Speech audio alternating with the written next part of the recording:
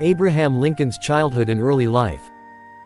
In November 1860, just before the Civil War began, Abraham Lincoln, a self-taught lawyer, lawmaker, and outspoken opponent of slavery, was chosen to serve as the 16th President of the United States. Lincoln demonstrated his abilities as a cunning military tactician and as a cunning leader. His Gettysburg Address is one of the most well-known speeches in American history, and his Emancipation Proclamation helped end slavery. John Wilkes Booth, a supporter of the Confederacy, killed Abraham Lincoln in April 1865, just as the Union was about to win the war. Lincoln is recognized as one of the greatest presidents in American history because of his assassination, which turned him into a martyr for the cause of liberty. Abraham Lincoln's youth and formative years. In a one-room log cabin in Hardin County, Kentucky, on February 12, 1809, Thomas and Nancy Lincoln welcomed a son named Abraham Lincoln. In 1816, his family relocated to southern Indiana. Lincoln only attended 3 short sessions of local schools for his formal education because he had to labor non-stop to support his family. When his family relocated to Macon County in southern Illinois in 1830, Lincoln was hired as a river flatboat driver to transport cargo from there to New Orleans. Lincoln became interested in local politics as a supporter of the Whig Party after relocating to the Illinois town of New Salem, where he worked as a shopkeeper and a postmaster. In 1834, he was elected to the Illinois State Assembly. Lincoln opposed the expansion of slavery into the territories, just like his Whig idols Henry Clay and Daniel Webster, and he had a lofty vision for the growing United States that put an emphasis on trade in cities rather than farm. Did you realize? Abraham Lincoln and his family experienced hardship during the war years. The emotionally frail Mary Lincoln, who was well known for her frivolity and spendthrift habits, staged seances in the White House in the hopes of speaking with him when his infant son Willie died of typhoid disease in 1862, earning her even more contempt. Lincoln studied law on his own, passing the bar exam in 1836. He relocated to Springfield, the newly designated state capital, the following year. He worked there as a lawyer for the following few years, representing clients that included everyone from locals in tiny villages to large railroad companies. In 1842, he married Mary Todd, a wealthy Kentucky belle who had attracted several suitors, including Stephen Douglas, Lincoln's future political rival. The couple had 4 children in total: Robert Todd (1843–1926), Edward Baker (1846–1850), William Wallace (1850–1862), and Thomas Tad Lincoln (1853–1871), but only one of them survived to adulthood. Lincoln makes his political debut. In 1846, Lincoln was elected to the U.S. House of Representatives and he took office the next year. Many Illinois citizens disliked Lincoln as a legislator because of his outspoken opposition to the Mexican-American War. In 1849, after promising not to run for re-election, he moved back to Springfield. The Kansas-Nebraska Act 1854, which stated that the voters of each territory, rather than the federal government, had the right to decide whether the territory should be a slave or free state, was pushed through Congress by Douglas, a prominent Democrat. This event propelled Douglas back into national politics. Lincoln addressed a sizable gathering on October 16, 1854, in Peoria to discuss the benefits of the Kansas-Nebraska Act. Together with Douglas, they criticized slavery and its growth, calling the practice a violation of the Declaration of Independence's core principles. With the Whig Party in ruins, Lincoln joined the newly created Republican Party in 1856 and ran for the Senate again that year. He had also unsuccessfully sought the job in 1855.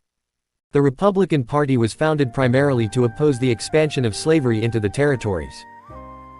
Lincoln's now famous House Divided address was delivered in June, and in it, he cited passages from the Gospels to support his contention that this government cannot endure permanently, half slave and half free.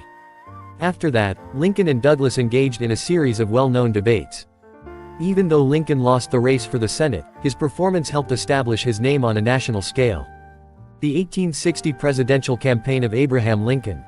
In the early months of 1860, after giving another stirring address at Cooper Union in New York City, Lincoln's standing increased even further. Republicans chose Abraham Lincoln as their presidential candidate that May, bypassing Senator William H. Seward of New York and other strong prospects in favor of the rangy Illinois lawyer with just one unremarkable term in Congress. Lincoln faced Douglas, who represented the Northern Democrats, again in the general election. The Southern Democrats had chosen John C.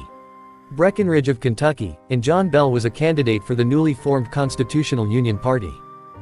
Lincoln secured the majority of the North in the Electoral College to win the White House because Breckinridge and Bell split the vote in the South. Many of his political adversaries, including Seward, Salmon P. Chase, Edward Bates, and Edwin M. Stanton, made up his extraordinarily potent cabinet.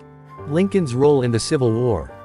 The election of an anti-slavery Northerner as the 16th President of the United States pushed many Southerners over the edge after years of intersectional hostilities.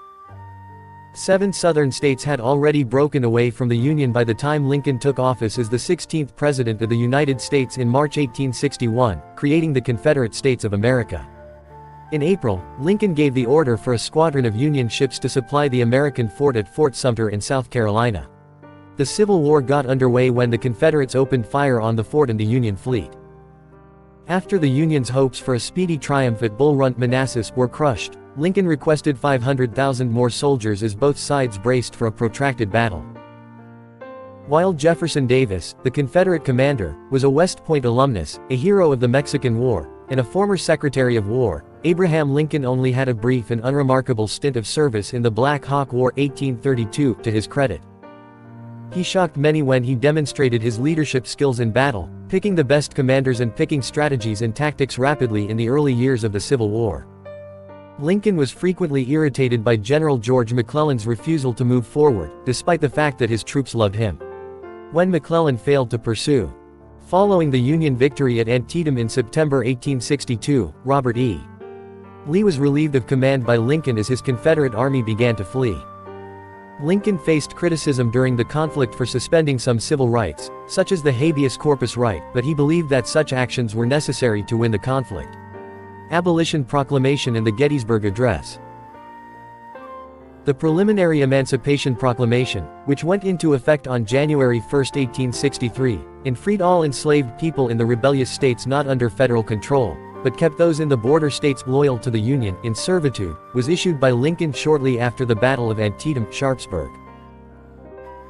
Lincoln once argued that his paramount object in this struggle is to save the Union, and is not either to save or destroy slavery, but he eventually came to see emancipation as one of his greatest accomplishments and would fight for the passage of a constitutional amendment outlawing slavery, which eventually passed as the 13th Amendment after his death in 1865. The Battle of Gettysburg in Pennsylvania and Vicksburg, Mississippi, 2 significant Union wins in July 1863, finally changed the course of the war. Lincoln chose Ulysses S. Grant, the victor at Vicksburg, as the supreme commander of the Union troops in early 1864 after General George Meade failed to strike a decisive blow against Lee's army at Gettysburg. Lincoln, in November 1863. At the Gettysburg National Smithereens dedication ceremony, Abraham Lincoln spoke for just 272 words. The Gettysburg Address, which was extensively disseminated, beautifully articulated the reason for the war by evoking the Founding Fathers, the Declaration of Independence, and the quest of equality for all people. One of the most frequently referenced addresses in history, it became the most well-known speech of Lincoln's presidency. Presidential election of 1864 is won by Abraham Lincoln. Lincoln had a difficult re-election campaign in 1864 against Democratic contender and former Union General George McClellan, but Union military victories, particularly General William T. Sherman's conquest of Atlanta in September, helped Lincoln win a majority of votes. Lincoln spoke about the necessity of Reconstruction in his second inaugural address, which he gave on March 4, 1865. Lincoln emphasized the need to restore the Union in the South by saying, "with malice towards none, with charity for all."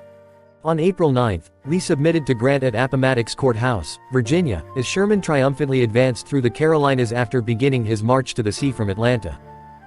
Lincoln urged his audience to welcome the Southern states back into the Union in a speech he delivered on the White House lawn on April 11 as the Union victory drew close. Tragically, Lincoln would not live to see his plan for Reconstruction implemented. An assassination of Abraham Lincoln. At Ford's Theater in Washington, D.C., on the evening of April 14, 1865, actor and Confederate sympathizer John Wilkes Booth snuck into the president's box and shot him in the back of the head. Although he was taken to a boarding house opposite from the theater, Lincoln never recovered consciousness and passed away early on April 15, 1865. Lincoln became a national martyr as a result of his murder. His casket departed Washington, D.C. on April 21 in order to travel by train to Springfield, Illinois, where he would be laid to rest on May 4. The funeral train for Abraham Lincoln passed through 180 cities and 7 states so that mourners may pay respects to the deceased leader. 407 years ago, our fathers founded a new country on this continent, committed to the idea that all people are created equal and free. This nation, under God, shall have a new birth of freedom, and that government of the people, by the people, and for the people shall not perish from the earth.